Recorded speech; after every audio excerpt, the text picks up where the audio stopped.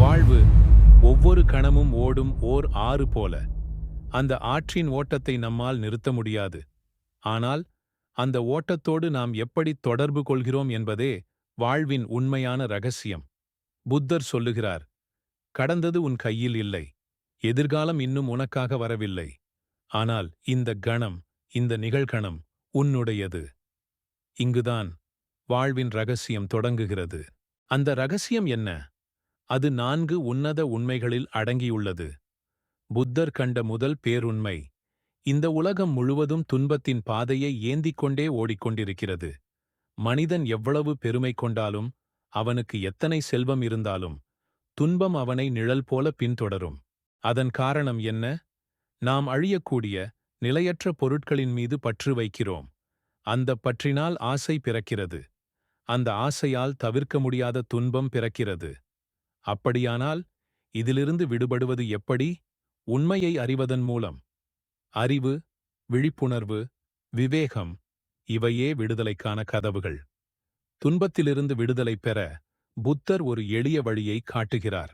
துன்பம் வந்தாலும் சரி, மகிழ்ச்சி வந்தாலும் சரி, நீ உன் மனதில் மலையைப் போல சமநிலையுடன் நிலைத்து நிற்க வேண்டும். அந்த சமநிலைதான் துன்பத்தின் பிணைப்புகளை உடைக்கும் வாள். அதே சமநிலைதான் பரம உண்மைக்குச் செல்லும் பாலம். ஆனால் இந்த சமநிலையை அடைவதற்கு ஒரு பெரிய தடை இருக்கிறது. அதுதான் நம் மனம். மனிதன் செய்யும் எல்லா தவறுகளுக்கும் அடிப்படை காரணம் கட்டுப்படாத அவனது மனமே. கோபம், அது உள்ளுக்குள் எரியும் தீயின் கொடூரம். பொறாமை, அது நம்மைச் சுற்றி நாமே பின்னிக் கொள்ளும் வலை. ஆம், நம் மனமே நம்மை தவறான செயல்களில் தள்ளுகிறது. ஆனால் அதே மனம் விவேகத்தால் ஒளிரும்போது நம்மை பரம ஆனந்தத்துக்கு வழிநடத்தும். இந்த மாற்றம் எப்படி நிகழ்கிறது? புத்தர் சொல்வது மிகவும் எளிதானது. நீ எதை ஆழமாக நினைக்கிறாயோ அதுவாகவே நீ மாறுகிறாய். நல்ல சிந்தனை நல்ல பலனைத் தரும். கெட்ட சிந்தனை கெட்ட பலனைத் தரும். இது ஒரு பிரபஞ்ச விதி, இயற்கையின் விதி. ஆனால் இந்த விதியில் ஒரு உயர்ந்த நிலை இருக்கிறது. அதுவே கருணை. கருணையால் மட்டுமே மற்றொரு உயிரின் வேதனையை நம்மால் உணர முடிகிறது. கருணையால் மட்டுமே அவர்களின் துன்பத்தை துடைக்க முடிகிறது. அப்படியானால் இந்த விடுதலையை அடைவதற்கான பாதை எது? புத்தர் 3 படிகளை நமக்கு காட்டுகிறார். அவை ஒன்றோடொன்று பின்னிப் பிணைந்தவை. முதலாவது சீலம், அதாவது தூய்மையான நன்னடத்தை. இரண்டாவது சமாதி, அதாவது ஒருமுகப்படுத்தப்பட்ட தியானம். மூன்றாவது பிரக்ஞை, அதாவது உண்மையை உணரும் ஞானம். பாருங்கள், சீலத்தை பேணும்போது உங்கள் மனம் அமைதியடைந்து தியானம் ஆழமாகும். தியானம் ஆழமாகும்போது உங்களுக்குள் ஞானம் ஒரு பூவைப் போல மலரும். அந்த ஞானம் மலரும் கணத்தில் பேராசை, கோபம், அறியாமை எனும் இருள் முற்றிலும் அகன்றுவிடும்.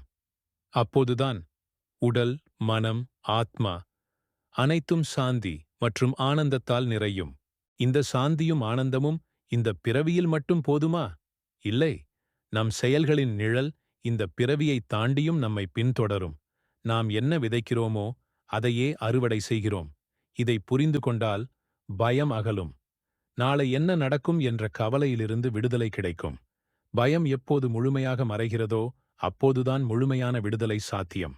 இந்த பயமற்ற வாழ்வை வாழ புத்தர் 5 அடிப்படையான நெறிகளைத் தந்தார். அவை பஞ்சசீல நெறிமுறை என அழைக்கப்படுகின்றன.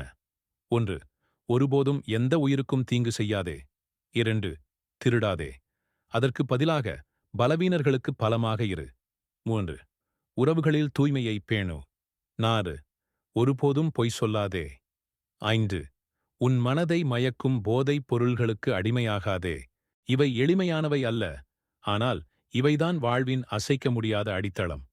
இந்த நெறிகளை வாழ்வில் கடைபிடிக்க அவர் ஒரு முழுமையான பாதையை காட்டினார். அதுவே 8 நெறிகள் கொண்ட அஷ்டாங்க மார்க்கம். சரியான புரிதல், சரியான சிந்தனை, சரியான பேச்சு, சரியான செயல், சரியான வாழ்வாதாரம், சரியான முயற்சி, சரியான விழிப்புணர்வு மற்றும் சரியான ஒருமித்த கவனம். இந்த 8 படிகளும் தான் மனிதனை பரம உண்மையின் பாதைக்கு அழைத்துச் செல்கின்றன. அந்த பரம உண்மை என்ன? கோபத்தின் உண்மையான ரூபம் என்ன தெரியுமா? அது உன் கையில் சூடான நிலக்கரியை வைத்துக் கொள்வது போல. நீ அதை மற்றவர் மீது எரிய நினைக்கிறாய், ஆனால் எரியும் காயம் உன் கையில்தான் உருவாகிறது.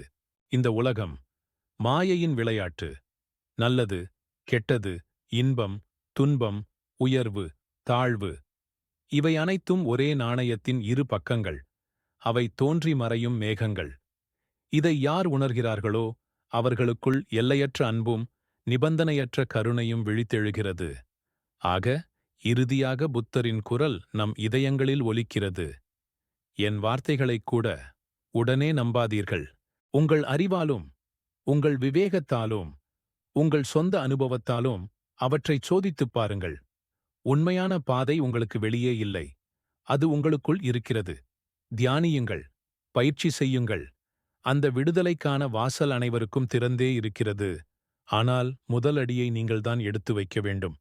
உங்கள் பயணம் இப்போது தொடங்குகிறது.